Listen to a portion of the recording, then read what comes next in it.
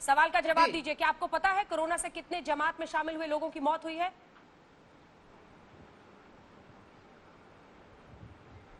भाई पूरी दुनिया में ये बीमारी फैला है। तबलीगी जमात के आयोजन में मरकज में रहने की वजह से कितने जमात के लोगों की मौत हुई है? नहीं बच पाए। आपको पता है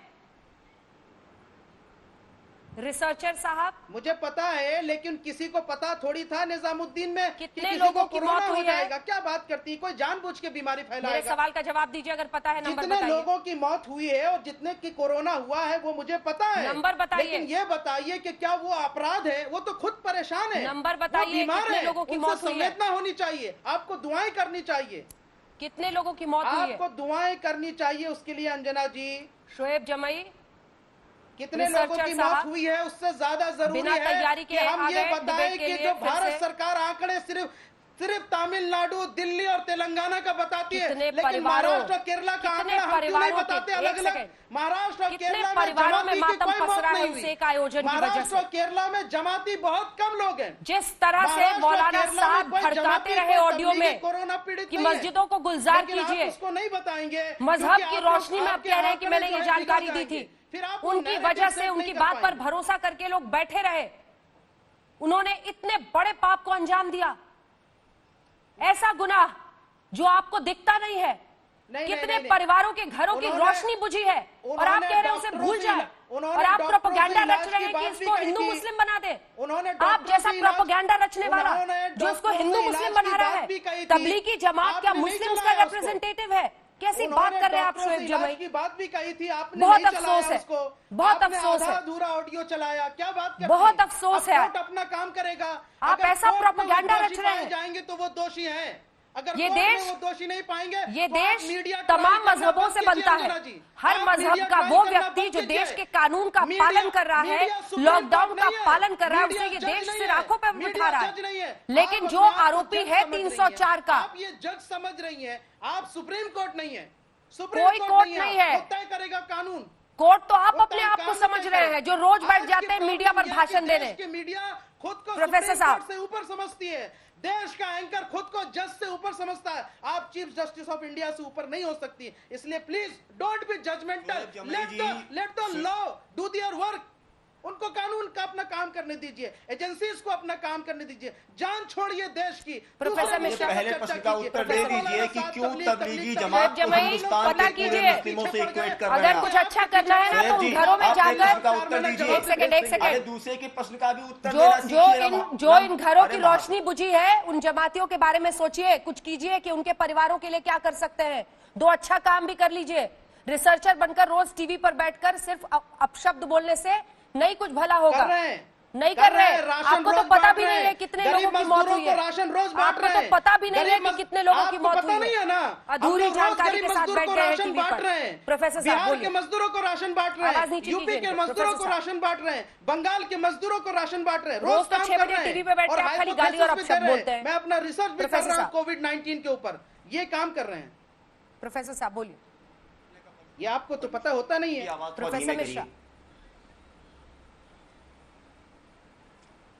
अंजना मैम, मैं अपनी बात को दोबारा शुरू करना चाहूंगा, और ये शोएब जमी जैसे लोगों से जो अपने आप को बहुत बड़े रिसर्च स्कॉलर होने का दावा करते हैं, मुझे ये बात समझ में क्यों नहीं आती, इन लोगों को ये बात समझ में क्यों नहीं आती कि तबलीगी जमात हिंदुस्तान के पूरे मुसलमानों को का प्रतिनिधित्व नहीं करता है, और इन जैसे इस्लामिक स्कॉलर रोज टीवी पर बैठकर अलगाववाद को, वैचारिक अलगाववाद को बढ़ावा देते हैं।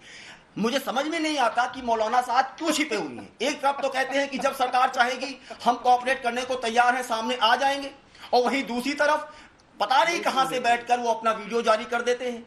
मैं शोएब जमील जी से पूछना चाहूंगा कि उस वीडियो के बारे में क्या कहना चाहेंगे आप, जो उन्होंने सबसे पहले जारी किया था। हिंदुस्तान में 1/3 हर तीसरा आदमी आज की डेट में तबलीगी जमात से कहीं ना कहीं संक्रमित है, उसके बारे में क्या कहना चाहेंगे? अभी आप कह रहे थे जो हुआ तो हुआ, कितनी माओं की गोद सूनी हो गई, कितने लोगों के परिवार का मुखिया चला गया, उसकी जिम्मेदारी लेंगे आप? हुआ नहीं, फिर आप उसकी जिम्मेदारी लेंगे शोएब जी? और यहाँ पर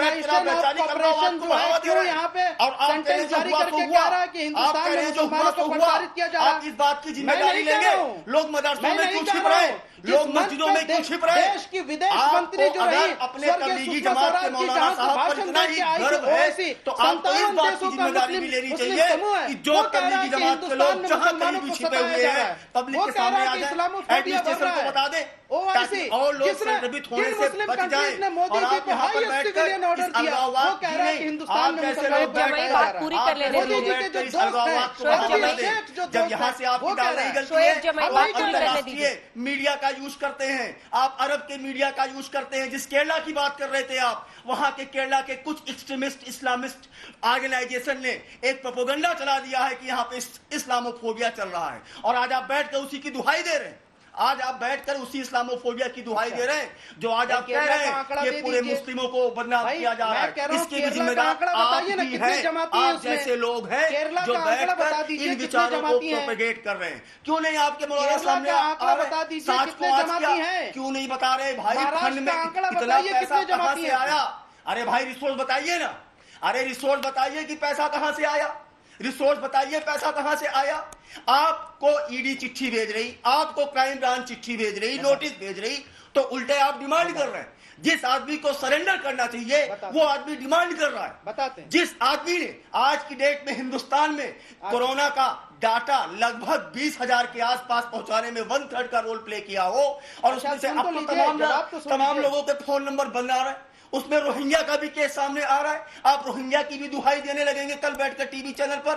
आप ही जैसे लोगों ने एंटी सीएए आंदोलन के प्रोटेस्ट को हवा दी थी, आप ही जैसे लोग बैठकर वैचारिक अलगाववाद का बढ़ावा देते हैं। एक तरफ भारत सरकार हर रिमोटेस्ट एरिया में बैठे हुए आदमी तक पहुंचने का प्रयास कर रही है, राज्य सरकारें अपना काम कर रही है, और आप जैसे लोग यहाँ पर बैठकर टीवी चैनल पर बैठकर इस्लामोफोबिया, हिंदू मुस्लिम, केवल मुसलमान जी ने आपने पूरे जमात से अपने आप को इक्वेट क्यों कर लिया?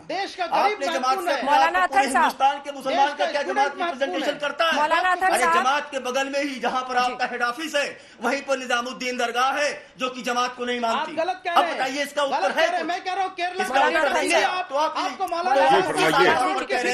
लेकिन गरीबों मौलाना अतहर साहब आप जैसे जी बताइए जमई जी की दलीलों को अंतर्राष्ट्रीय मीडिया वो कह रहे हैं भूल जाइए मौलाना साहब को आगे बढ़ने। कोई दलीलों में जान नहीं है, सिर्फ ये इधर उधर भाग रहे हैं और पब्लिक को बेवकूफ बना रहे हैं। उसके अलावा कोई इनके पास सही बात नहीं है, इसलिए कि इनके पास कोई जवाब और माकूल दलील हो ही नहीं सकती है। संक्रमण फैला हुआ है, कह रहे हैं भूल जाइए। सिर्फ और सिर्फ ये दाहिने बाएं भाग रहे हैं।